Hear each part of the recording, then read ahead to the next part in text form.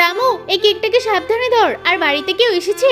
হ্যাঁ, 2-3 জন এসেছে, আপনার অপেক্ষায় সবাই করছে। হ্যাঁ, আমি তো এসে গেছি, এই তো একটু আগে আসলাম। ঠিক আছে রামু, ভালো করে খেয়াল করবি, আমার পরিচিত ছাড়া কেউ যেন ঢুকতে না পারে। ঠিক আছে সাহেব। ভাই তুই এসে গেছিস, হ্যাপি বার্থডে। হ্যাঁ থ্যাংক ইউ। এই রামু, কেকটা এখানে রেখে দে, আর কেউ আসলে তাদেরকে ভিতরে পাঠিয়ে দিস। ঠিক আছে মালিক। কি রে রামু, কেমন আছিস? হ্যাঁ সাহেব, খুব ভালো আছি, আপনি ভিতরে যান। ঠিক আছে যাচ্ছি।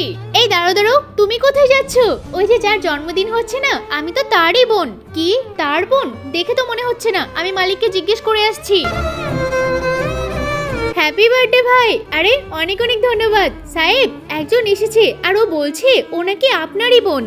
আরে ওটা তো আমারই বোন, এমন জামা কাপড় পরে এসেছে, ও আসলে তো আমার মান সম্মান থাকবে না। একটা কাজ করি রামু, ও আমার কোনো বোন টোন না, তুমি ওকে বাড়ি পাঠিয়ে দাও, এরাই আমার সব ভাই। এখন তাহলে আমরা সবাই মিলে কেকটা কাটি। আমি তো বললাম আপনি মালিকের কেউ হন না, আপনি চলে যান। আরে আমি তো মালিকের বোন, ও আমাকে এরকম কথা বললো। ঠিক আছে, এটা তাহলে মালিকের হাতে দিয়ে দিও।